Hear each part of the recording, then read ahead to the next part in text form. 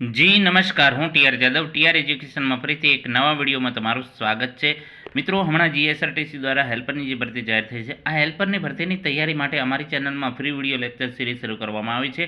અમારી ચેનલ સાથે તમે જોડાયેલા રહો. અમારી ચેનલમાં હેલ્પરના સિલેબસ પ્રમાણે તમામ વિડીયો લેક્ચર અપલોડ કરવામાં આવે છે, ટેકનિકલ અને નોન ટેકનિકલ, જે ડેલી બેઝ પર હોય છે. તો મિત્રો, પ્લેલિસ્ટમાં જઈને તમે જોઈ શકો છો તમામ પ્રકારના 75+ વિડીયો બનાવેલા છે, તો તે જોઈ લેજો, જે તમને ખૂબ જ ઉપયોગી સાબિત થશે. તો મિત્રો, આ વિડીયોમાં વાત કરીશું હેલ્પર માટે ઉપયોગી કોમ્પ્યુટર ઇતિહાસ સમજૂતી સાથે ચર્ચા કરીશું. તો ચાલો મિત્રો, તૈયાર કરીએ. આપણે જે ચાલુ કરી છે સિરીઝ, આ ટોપિક તૈયાર કરો, 100% સહેલાઈથી પાસ થવાય. એ સિરીઝના બેઝ પર આપણે કોમ્પ્યુટર ઇતિહાસ સમજૂતી સાથે ચર્ચા કરીશું. તો ચાલો મિત્રો, સ્ટાર્ટ કરીએ.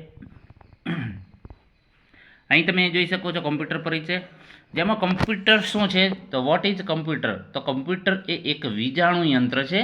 તે માહિતીને ઇનપુટ તરીકે સ્વીકારી અને તેના પર પ્રોસેસ કરી જરૂરી આઉટપુટ આપે છે.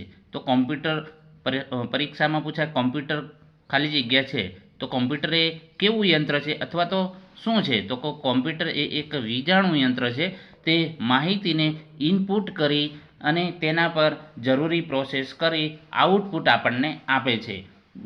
કંઈ આપણે લેટર લખતા હોઈએ તો આપણે ઇનપુટ તરીકે કીબોર્ડથી આપણે એન્ટર કરીએ, જે લખાણ લખીએ એન્ટર, એના પછી એના પર પ્રોસેસ થઈ અને એને જે છે આપણને એક આઉટપુટ તરીકે જે મળે છે, એને પછી આપણે પ્રિન્ટર દ્વારા એને જે હાર્ડવેરમાં અથવા તો હાર્ડ કોપીમાં, સોરી મિત્રો, હાર્ડવેર નહીં, હાર્ડ કોપીમાં આપણે એને મેળવી શકીએ છીએ. કોમ્પ્યુટરના બહોળા વપરાશથી જીવન જીવવાની, કાર્ય કરવાની, જ્ઞાન મેળવવાની રીત તથા કોમ્યુનિકેશનમાં બહોળું પરિવર્તન આવ્યું છે. જે કોમ્પ્યુટરે ઘણું જ મનુષ્યનું કાર્ય ઘટાડી દીધું છે અને ઝડપથી પછી તમારે કોઈ પણ જ્ઞાન મેળવવું હોય તો તમે ઓછા સમયગાળામાં તે સર્ચ કરી શકો છો અને જ્ઞાન મેળવી શકો છો. કોમ્પ્યુટર દ્વારા શું શું થઈ શકે છે? કોમ્પ્યુટર દ્વારા ચિત્રકામ તથા રંગ પૂર્ણ કરી શકો છો, પત્રલેખન તથા અહેવાલ લેખન કરી શકો છો. પછી કે કોઈ પણ ગાણિતિક ક્રિયાઓ છે તે કરી શકો છો. ચલચિત્રો, એનિમેશન, મ્યુઝિક તમે સાંભળી શકો છો, અથવા ચલચિત્ર જોઈ શકો છો, એનિમેશન બનાવી શકો છો, મ્યુઝિક સાંભળી શકો છો, ગેમ્સ ડાઉનલોડ કરીને રમી શકો છો, માહિતીનો કોઈ સંગ્રહ કરવો હોય તો પણ તમે કરી શકો છો. ઇન્ટરનેટ દ્વારા જે સંદેશાવ્યવહાર કોમ્યુનિકેશન છે તે તમે કરી શકો છો. આમ કોમ્પ્યુટર એ સામાન્ય નહીં પણ સ્માર્ટ મશીન છે. કોમ્પ્યુટરની લાક્ષણિકતાઓ શું છે? કેરેક્ટરિસ્ટિક્સ ઓફ કોમ્પ્યુટર, તો એની સ્પીડ, તો ઝડપથી પ્રક્રિયા કરે છે, એટલે લાખો ગાણિતિક પ્રક્રિયા ટૂંકા જ સમયગાળામાં અને સમય બચાવે છે. એક્યુરેસી એટલે ચોકસાઈ, તે માનવીય ભૂલો કરતું નથી. જે માણસો ભૂલો કરે છે એવું ભૂલો કરતું નથી, તેથી તે ચોક્કસ અને ભરોસાપાત્ર છે. ડિલિજન્સ એટલે કે સાતત્યપૂર્ણ કાર્ય, તે એકને એક કામ સતત કરતા કંટાળો કે થાક અનુભવતું નથી. માણસ એકનું એક કામ કરે તો એક થાક અને કંટાળો અનુભવે છે, જ્યારે કોમ્પ્યુટરે સતત એક ધારું એકનું એક કામ કરતાં એક કંટાળો અનુભવતો નથી, થાક પણ એને લાગતો નથી. સ્ટોરેજ, તો તે બધા જ પ્રકારની માહિતીઓ શબ્દો દ્વારા હોય કે સંખ્યાઓ હોય, ચિત્રો, ધ્વનિ વગેરે ખૂબ જ મોટા જથ્થામાં સંગ્રહી શકે છે ને જરૂર પડે આપણને ફરીથી બતાવી પણ શકે છે. મલ્ટીફંક્શનલ, બહુપ્રક્રિયક એટલે કે તે અલગ અલગ પ્રકારના કાર્યો એકસાથે કરી શકે છે. એના પછી વાત કરીએ કોમ્પ્યુટર કેવી રીતે કાર્ય કરે છે. How does computer work? તો ઇનપુટ એટલે કે માહિતી, એના પછી માહિતી પર જે ઇન્સ્ટ્રક્શન એને આપે છે, એને પછી પ્રોસેસિંગ થાય છે, પ્રોસેસિંગ પછી જે તમારી ઇન્ફોર્મેશન એને આઉટપુટમાં કન્વર્ટ કરે છે. ઇનપુટ, તો કોમ્પ્યુટરને આપવામાં આવી હતી માહિતીને સૂચનાઓ, એને ઇનપુટ, આપણે જે કોમ્પ્યુટરને માહિતી કે સૂચનાઓ આપીએ તેને ઇનપુટ તરીકે ઓળખીએ છીએ. પ્રોસેસ, તો સૂચના મુજબ આપણે જે સૂચનાઓ આપીએ છીએ તેના પર કાર્ય કરે છે, પ્રોસેસ થાય છે અને એના પછી પ્રક્રિયાને અંતે જે પરિણામ મળે છે તેને આઉટપુટ. અહીં તમે આકૃતિ જોઈ શકો છો. ભાઈ એક ચિત્રમાં આપેલા છે કે ભાઈ જ્યુસ બનાવવા માટે તો શું કરે છે પ્રોસેસ? તો ઇનપુટ, તો મેંગો કે દાડમ કે જે પણ એને તૈયાર કરે છે અને તેને એક બોક્સમાં રાખે છે, મતલબ કે ગ્લાસ અથવા તો જે જ્યુસરનું જે હોય છે એના પછી અહીં તમે એ પ્રોસેસિંગ કરે છે, સ્વિચ ચાલુ કરીને જ્યુસર મશીન ચાલુ કરે છે અથવા તો મિક્સર મશીન ચાલુ કરે છે, અને લાસ્ટમાં આઉટપુટ જે ગ્લાસમાં જે મળે છે એ ગ્લાસમાં ભાઈ લઈને પછી આઉટપુટ. એ રીતે કોમ્પ્યુટરમાં પણ આ રીતની પ્રક્રિયા થાય છે. કોમ્પ્યુટરના ભાગો તો ઇનપુટ, પ્રોસેસિંગ અને આઉટપુટ 3 ભાગો છે મેન: ઇનપુટ, પ્રોસેસિંગ અને આઉટપુટ, જે તમે અહીં જોઈ શકો છો. ઇનપુટ કોમ્પ્યુટરના મુખ્ય 4 વિભાગોમાં વહેંચેલું છે.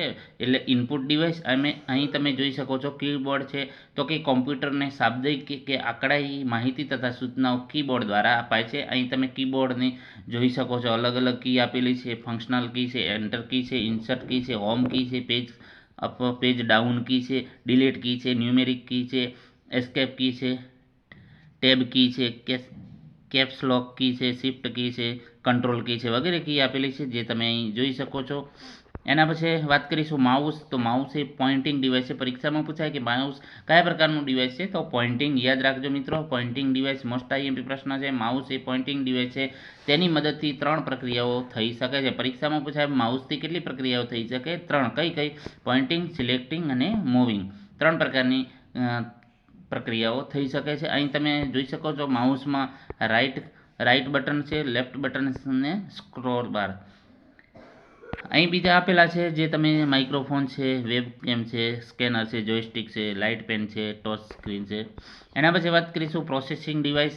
તો પ્રોસેસિંગ ડિવાઇસમાં કહ્યું કે સીપીયુ, સેન્ટ્રલ પ્રોસેસિંગ યુનિટ. પરીક્ષામાં પૂછાય કે સીપીયુનું પૂરું નામ અથવા તો ફૂલ ફોર્મ. એ પ્રોસેસિંગ ડિવાઇસ છે. સીપીયુ કયા પ્રકારનું ડિવાઇસ છે, તો પ્રોસેસિંગ ડિવાઇસ છે. તે કમ્પ્યુટરની તમામ પ્રક્રિયાઓને નિયંત્રિત કરે છે. પરીક્ષામાં પૂછાય કે કમ્પ્યુટરની તમામ પ્રક્રિયાને નિયંત્રણ કોણ કરે છે, તો સીપીયુ.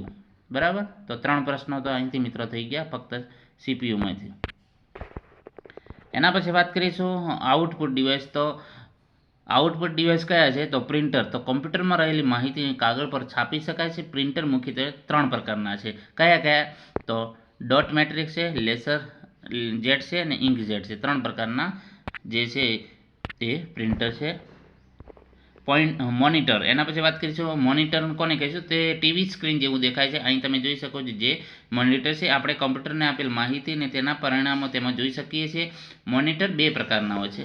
આપણે જે કોમ્પ્યુટરને માહિતી આપીએ અથવા તો કોઈ લખાણ લખીએ અથવા તો કોઈ આંકડા દ્વારા લખાણ લખીએ, તો એ આપણે મોનિટરમાં જોઈ શકીએ છીએ. મોનિટર જે છે 2 પ્રકારના છે: CRT એટલે કે કેથોડ રે ટ્યુબ અને LCD અથવા તો LED. LCDનું પૂરું નામ છે લિક્વિડ ક્રિસ્ટલ ડિસ્પ્લે.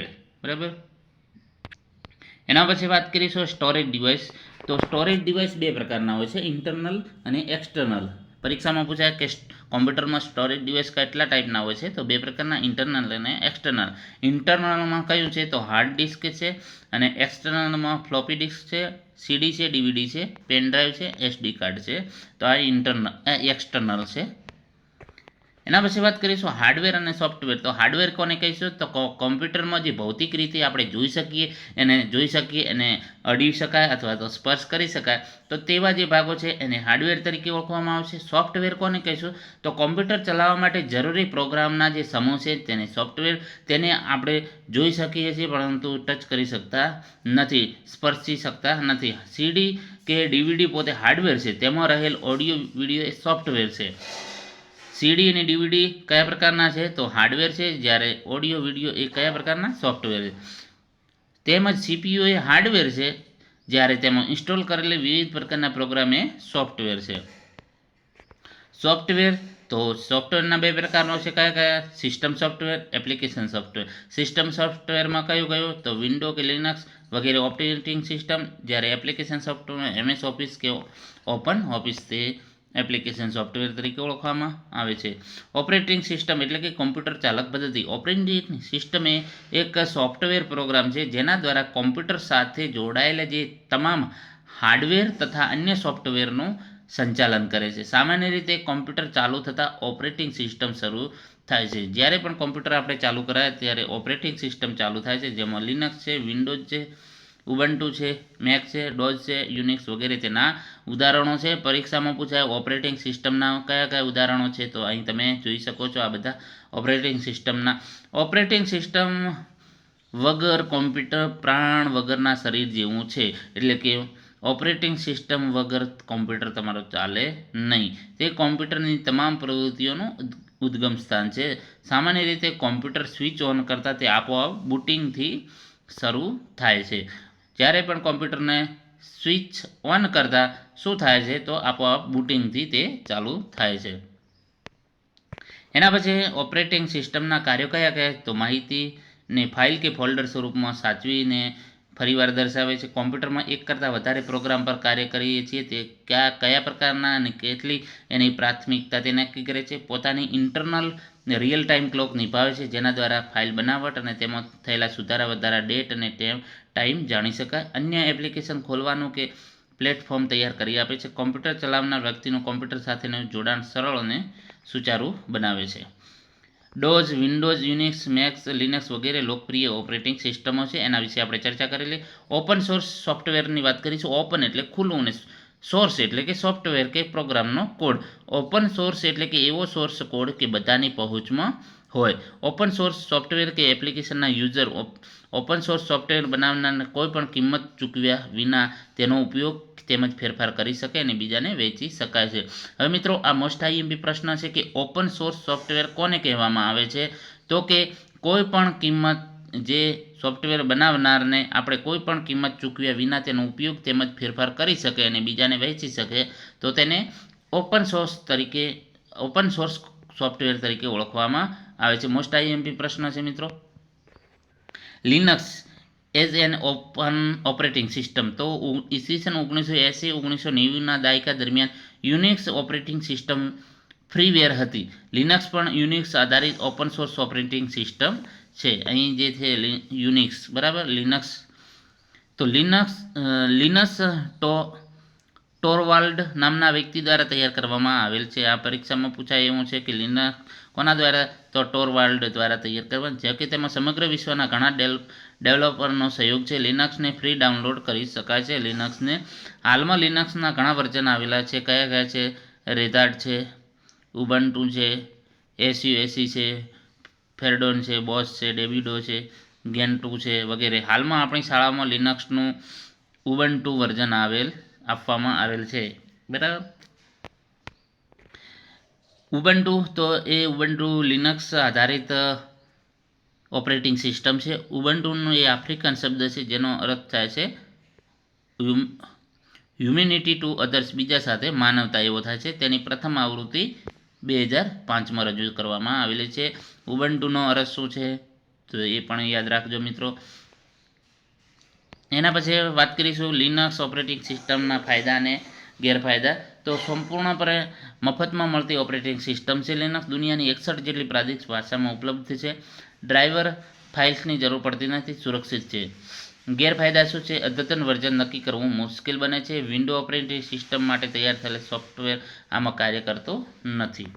હવે ડેસ્કટોપની વાત કરીશું. તો કોમ્પ્યુટર શરૂ થતાં ઓપરેટિંગ સિસ્ટમ લોડ થયા બાદ તથા ઓપરેટિંગ સિસ્ટમમાં દાખલ થવાનો પાસવર્ડ આપ્યા બાદ તમે સ્ક્રીન ઉપર જોઈ શકો છો, તો જે ડેસ્કટોપ તરીકે ઓળખવામાં આવે છે. અહીં તમે જોઈ શકો છો, આ ટાઈપનું તમે કોમ્પ્યુટર ચાલુ કરશો તો આ ટાઈપનું તમને જોવા મળશે, જેને ડેસ્કટોપ તરીકે ઓળખવામાં આવે છે. એના પછી વાત કરીશું ડેસ્કટોપના વિભાગો, ડેસ્કટોપ બેકગ્રાઉન્ડ અને આઇકોન્સ. તો ડેસ્કટોપ પર આપણે રાઈટ ક્લિક કરીને ખુલતા તેના મેનુમાં ચેન્જ ડેસ્કટોપ પર ક્લિક કરતાં આ રીતે તમને જોવા મળે છે. એના પછી ફાઇલ અને ફોલ્ડર શું છે, તો કે ફાઇલ કોમ્પ્યુટરમાં ચોક્કસ નામથી સંગ્રહિત થયેલી માહિતીના જે સમૂહ છે તેને ફાઇલ તરીકે ઓળખવામાં આવે છે. ફાઇલમાં રહેલી માહિતીના સ્વરૂપને આધારે વિવિધ પ્રકારની ફાઇલ તમને આપણે જોઈ શકીએ છીએ. અલગ અલગ સાઉન્ડ ફાઇલ છે, પિક્ચર ફાઇલ છે. ફોલ્ડર, ફાઇલ અને જે સબ ફોલ્ડરના સમૂહને ફોલ્ડર તરીકે, ફાઇલ અને સબ ફોલ્ડર છે એના સમૂહને ફોલ્ડર તરીકે ઓળખવામાં આવે છે. અહીં તમે જોઈ શકો છો જે ફોલ્ડર છે, તો ફોલ્ડરનો કલર કેવો હોય છે, તો અહીં તમે જોઈ શકો છો.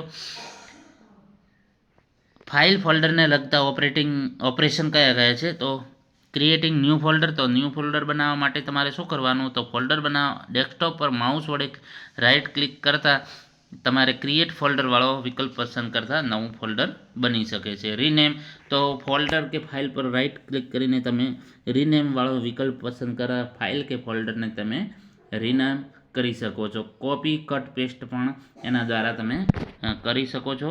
અહીં તમે જોઈ શકો છો ફાઇલ બ્રાઉઝર. માય કોમ્પ્યુટર પર ડબલ ક્લિક કરવાથી ફાઇલ બ્રાઉઝર ખુલી શકે છે, જે તમે અહીં જોઈ શકો છો.